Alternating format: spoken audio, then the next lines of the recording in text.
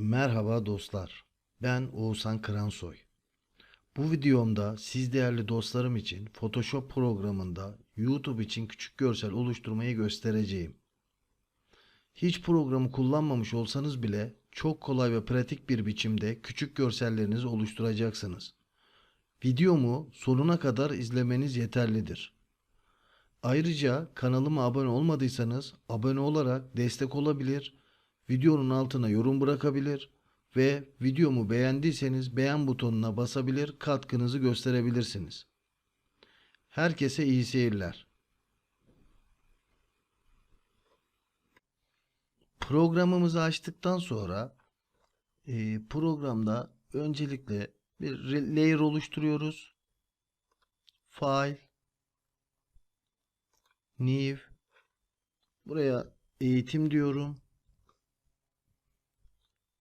1280'e 720 piksel değerinde, bakın burası, şuradan pikseli seçeceksiniz.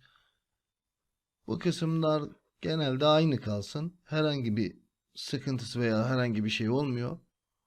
OK diyoruz. Bakın burada layer'ımız oluştu. Buradan küçük görsellerimizin olduğu yere bir arka fonumuz var. Bir de oğlumun resmi var. Arka fonumuzu alıyorum. Photoshop programına atıyorum. Daha sonra bu kısmı bakın büyütüp küçültme işlemi yapacağız. Burada şöyle bir yöntem var. Resmin bozulmasını istemiyorsak şu yukarıda bakın zincir işareti var. Buna bir kere tıkladığımızda ve yani yükseklik, burada bunu büyüterek bozulmadan büyütebiliyoruz. Daha sonra istediğimiz değere geldiğinde şuradan Enter tuşu veya OK tuşuna bastığımızda resmimiz hiç bozulmadan büyüyor. Daha sonra bunun üzerine arka fonumuzu atıyoruz. Pardon, küçük yani yüz yapacağımız görseli atıyoruz. Bu yüzü de aynı şekilde büyütebiliriz, küçültebiliriz. Yani dilerseniz, yani size kalmış. Ben biraz büyütmek istiyorum. Şu şekil hemen hemen iyi. Yani biraz daha büyüyebilir. Şöyle. Bunu alıyoruz. Yani resminizi nereye koyacaksanız oraya yaklaştırıyoruz. Ben bu şekilde tercih etmek istedim. Daha sonra buradan yine aynı OK butonuna basıyoruz veya Enter diyoruz. Resmimizi oturtuyoruz. Şimdi gelelim yapacağımız uygulamalara. Burada sol tarafta 1, 2 ve üçüncüsü butonuna bir kere basılı tutuyoruz. Ortadaki poligon lasso tool'u seçiyoruz ve buradan görselimizi işaretliyoruz. Yani bir nevi maskeleme yapıyoruz da diyebiliriz.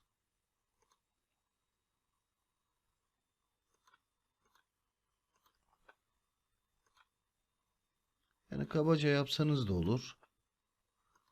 Yani çeşitli efektler ve uygulamalar da getirebiliriz.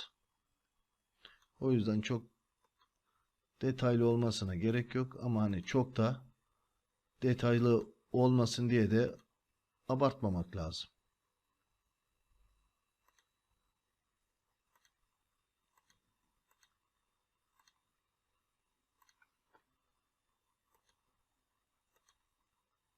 Şöyle alalım. Şu şekilde çıkalım. Ve şu şekilde maskeledik. Burada bir smooth ve feather değerleri vereceğim. Select diyoruz. Modify. Smooth değerini tıklıyoruz. Şimdi bu smooth değeri ben genelde 10'u kullanıyorum. Resim ve görselim iyi olduğu için. Ama sizin görseliniz kötüyse veya çözünürlüğü düşükse daha düşük değerleri işte 5'ti, 3'tü, 6'ydı yapabilirsiniz. O tamamen sizin isteğinize bağlı. OK dedim. Tekrar select'e geldim. Modify dedim. Feather değerini açtım. Şimdi ben genelde 1.4 kullanıyorum ama 1.3 de olabiliyor. Ben 1.4 kullanayım. Gene aynı şekilde. Şimdi bunları verdikten sonra sağ altta zincir, fx ve şurada içinde yuvarlak olan kutucuk var. Buna tıkladığımızda arka fonu temizlemiş oluyor. Bakın smooth değerleri de verildi. Şu yanlardan belli oluyor ama bunlar sizi çok fazla şey yapmasın. Şu an arka fonla resmi ayırdık. Yani çok güzel bir oturum oldu. Burada yapacağımız uygulama, şimdi arka fonu biraz bulanıklaştıralım. Hani yüzümüz ön planda olacak dedik ya. Arka fondaki resmi seçtikten sonra bir kere tıklasak yetiyor. Filter, blur, yani bulanıklık efekti oluyor bu. Gaussian Blur'a tıklıyoruz. Burada bakın arka taraf bir anda zaten bulanık oldu. Yüzümüz biraz daha öne çıktı. Ki bu yüzümüzü biraz daha büyütebilirdik açıkçası. Çünkü bunu YouTube'da bu küçük görselleri cep telefonlarından da izledikleri için yüzümüz ne kadar büyük olursa o kadar etkili oluyor bu konuda. Ama ben bu şekilde durmasını istedim. Siz büyük de yapabilirsiniz. Yani tamamen sizin yapacağınız uygulamaya bağlı. Yani size bağlı diyelim. 3.8'de ben bırakıyorum.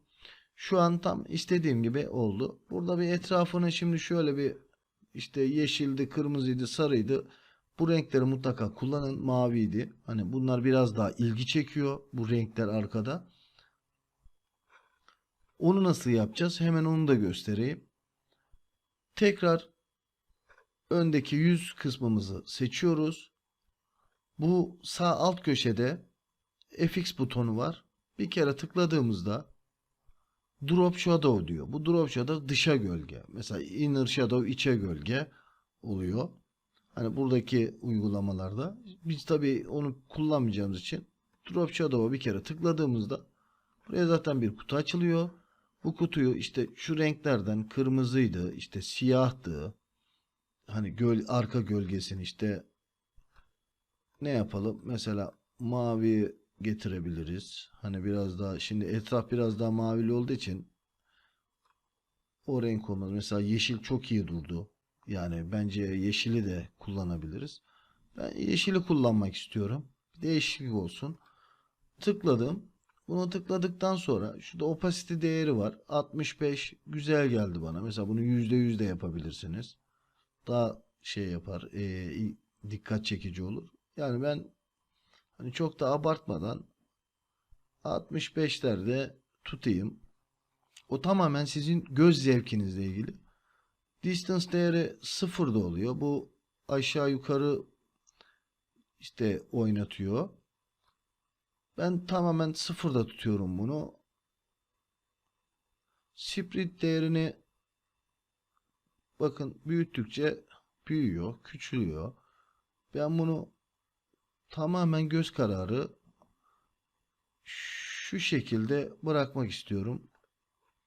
Size değeri işte o da aynı şekilde büyüyor, küçülüyor. Ben de bunu tamamen göz kararı bir şekilde şöyle bırakmak istiyorum. Buna enter dediğimizde bir de şöyle bir saniye. Şimdi drop shadow'da tekrar bir şeyi unuttum size söylemeyi, ince bir nokta var. Bakın burada normal var. Ben normali seçiyorum. Siz burada multiply işte lighten, screen ve diğerlerini overlay onları da seçebilirsiniz. Onu da ayrıca göstermek istedim hani ek bilgi olarak. Ben normali seçiyorum. Tıkladığımızda tekrar aynı yerime geliyor. Şimdi burada normalde işlemimiz bitiyor ama ben biraz renklerde de oynamak istiyorum. Ne yapıyoruz? Alt kısımda gene sağ altta FX'ten sonra zincir FX max geleme butonu ve evrensel renk ikonu var. Bakın şurada. Zincirden sonra 3. sırada. Buna tıkladığımızda Vibrance seçiyorum. Bu şimdi anlayacaksınız tamamen renklerle ilgili. Artık göz zevkinize göre bakın. Şöyle seçerseniz arka fon, ön resim, yüzümüz biraz daha renkler doygunlaşıyor. Böyle de yapabilirsiniz. Şimdi ben biraz fazla abartmadan göz kararıma göre şu şekilde yapıyorum. Saturation şöyle aşağıda yapabilirsiniz. Biraz daha bir renk vermek istiyorum yüze. Şu şekilde hoşuma gitti. Yani tamamen sizin göz zevkiniz. Bırakıyorum ve işlemimiz burada sona eriyor. Dediğim gibi yani çok basit. Herkesin yapabileceği bir şey.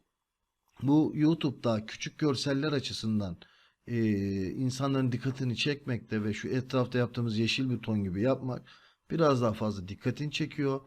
Hani ben bunu bu şekilde kullandım. Siz de kendi yüzünüzü kullanabilirsiniz. Ben genelde oğlumun yüzünü kullanmayı tercih ediyorum.